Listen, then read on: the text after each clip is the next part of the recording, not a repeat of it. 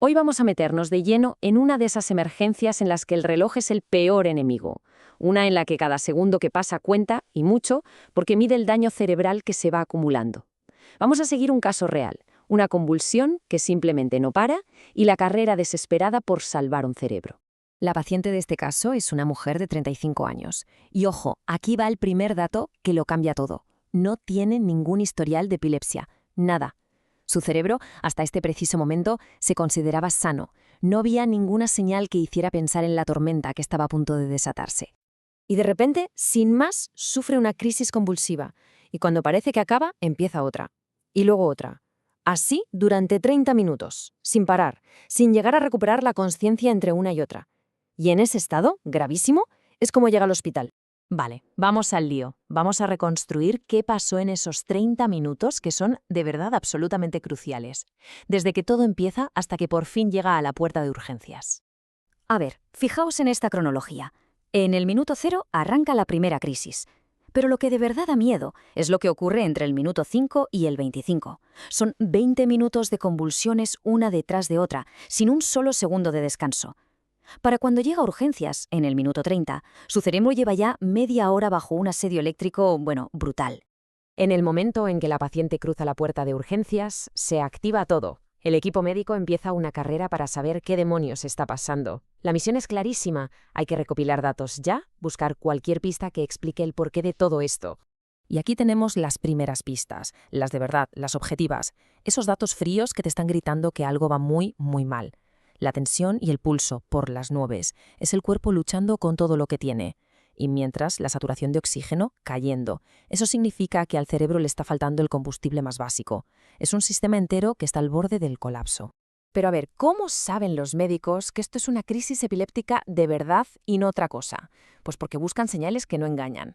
Primero, las físicas, las que se ven, la mordedura en el lado de la lengua, la incontinencia. Y luego las bioquímicas, un análisis de sangre y ¡bingo!, un pico de prolactina, que es como la firma química que deja la convulsión. Las piezas encajan, no hay ninguna duda. Se le hace un TAC craneal de inmediato, claro. Hay que descartar lo más gordo y lo más obvio, una hemorragia en el cerebro, un tumor, un ictus, pero el resultado llega y es desconcertante. El escáner está limpio, no hay nada. Y esto, lejos de tranquilizar, lo que hace es que el misterio sea todavía más grande. Con todas estas pruebas iniciales sobre la mesa, ya se puede dejar de buscar pistas y ponerle un nombre al enemigo. Un diagnóstico que en un caso como este es en sí mismo una declaración de emergencia total. Y el diagnóstico tiene un nombre que impone, estatus epiléptico. Y esto es fundamental entenderlo. No es solo una convulsión que dura mucho. Es como si el interruptor de apagado del cerebro se hubiera estropeado y se hubiera quedado atascado en un bucle infinito de actividad eléctrica caótica y sobre todo destructiva. Y volvemos a la cifra del principio, más de 30 minutos. La ciencia nos dice que a partir de esa media hora de estatus epiléptico, el riesgo de que el daño en las neuronas sea para siempre, de que queden secuelas permanentes, aumenta de una forma drástica. Bien, ya tenemos el diagnóstico, ya sabemos a qué nos enfrentamos. Ahora toda la atención se centra en cómo pararlo. Y aquí empieza la verdadera carrera contra el tiempo, siguiendo un protocolo de tratamiento que es metódico, que va a paso escalando la intervención. La estrategia va por niveles. La primera línea de ataque es una benzodiazepina, un fármaco de acción súper rápida, para intentar, un apagado de emergencia del cerebro. Si eso no funciona, se pasa a la segunda línea. Antiepilépticos más potentes, más específicos, y si ni con esas se detiene la tormenta, queda el último recurso, la anestesia general. O sea, provocar un coma para obligar al cerebro a descansar y de paso protegerlo de sí mismo.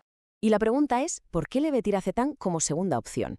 Pues aquí es donde entra la medicina basada en la evidencia. Hay un estudio clave, el ESET, que demostró que es igual de eficaz que otras alternativas, pero con un perfil de seguridad mejor. Y para una mujer joven de 35 años, ese equilibrio entre que funcione bien y que sea seguro es, absolutamente crucial. Esta frase lo resume todo a la perfección. Esto no es una enfermedad más, es una emergencia con todas las letras, que exige una respuesta que sea tan rápida como organizada. Cada decisión, cada minuto es vital. Gracias a este protocolo, el equipo médico consigue por fin parar las convulsiones. Pero la historia no se acaba aquí, ni mucho menos. Detener los síntomas era solo el primer paso.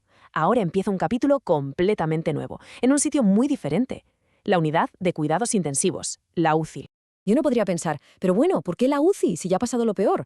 Pues no, Para nada. Primero, porque las convulsiones han sido refractarias, o sea que se han resistido a los primeros fármacos.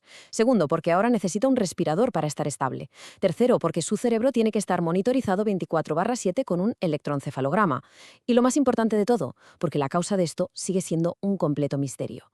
Y con esto llegamos al final de este análisis. La crisis inmediata está contenida, se podría decir que el fuego está apagado, pero es ahora cuando para el equipo de neurología empieza la auténtica labor de detectives.